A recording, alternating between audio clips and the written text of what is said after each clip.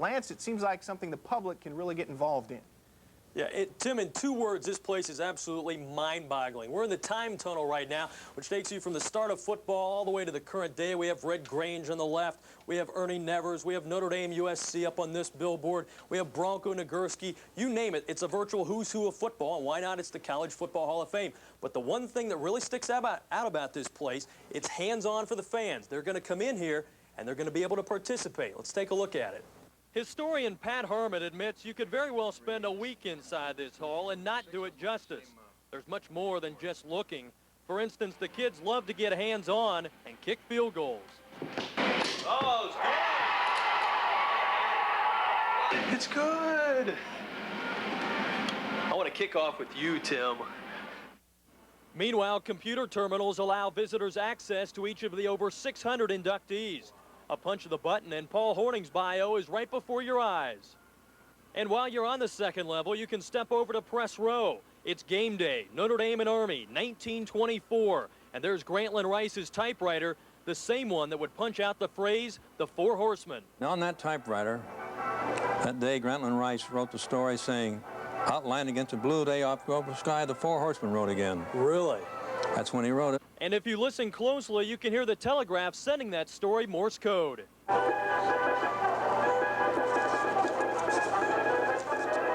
And probably everyone has heard about winning one for the Gipper. But how about listening to the speech that comes alive right before your eyes? It happens here in the locker room. Tell them to go in with all they've got and win just one for the Gipper. And if that's not enough to give you goosebumps, how about this? A spin through the time tunnel. A chance to see the greats of the game from years past come alive. So, Tim, as you can see, there is plenty to do once this place gets to South Bend for the fans. It's going to be a great place. And what a great place for us to stop right here in front of none other than the Four Horsemen. There's tons of Notre Dame stuff here. Of course, 32 players are inducted into the Hall, 4 coaches. It's a great showing for Notre Dame fans. We're going to show you all the Notre Dame stuff coming up tomorrow. I want to thank Joe Owens and his staff here at the College Football Hall of Fame. They opened the doors for us, rolled out the red carpet. It has been a great day. Hope everybody's enjoyed the footage. We'll have more tomorrow at 6. From Kings Island in the College Football Hall of Fame with photographer Alan Pfeiffer, Lance McAllister, WSBT Eyewitness Sports. All right, thanks, Lance.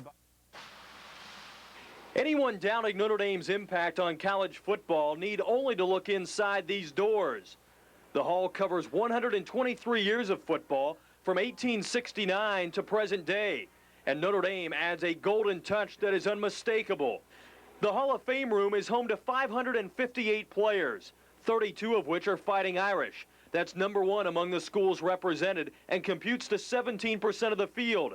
A staggering figure considering just 1 of every 6,000 that play college football make it to the Hall of Fame. Elmer Layden, Donald Miller, Rip Miller, Harry Stuhldrayer. Pat Harmon is the Hall's historian and a sports writer of 42 years. The names roll off his tongue. People of my time, George Connor and Bill Fisher and Ziggy Zarobsky, wonderful people, and Creighton Miller. I'm thinking about players of those that team when you had from 1946 to 1949, Notre Dame did not lose a game. There's more ties to Notre Dame on the Distinguished American Awards wall, where you'll find the names of Father Hesburgh, Father Joyce, and Moose Krause. Speaking of Krause, he helped the Hall in its first year. When they wanted something for atmosphere, they wanted some old lockers. So Moose Krause gave us those from Notre Dame. Really? Yeah, here they are. The Hall has picked up items along the way and is always looking for more. We had a visit about last November. Don Miller's son was here and gave us Don Miller's monogram sweater from 1924, and we have that on display. We're very proud to get something like that. Notre Dame history is very complete here. But tops on the must-see list for Irish fans is the locker room and Knute Rockne's famous "Win One for the Gipper" speech. Someday, when things are going bad, when the team is up against it and the brakes are beating the boys, tell them to go in with all they've got and win just one for the Gipper.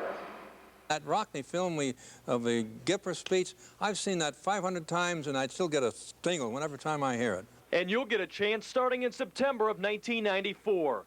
Reporting from Kings Island and the College Football Hall of Fame, Lance McAllister, WSBT Eyewitness Sports.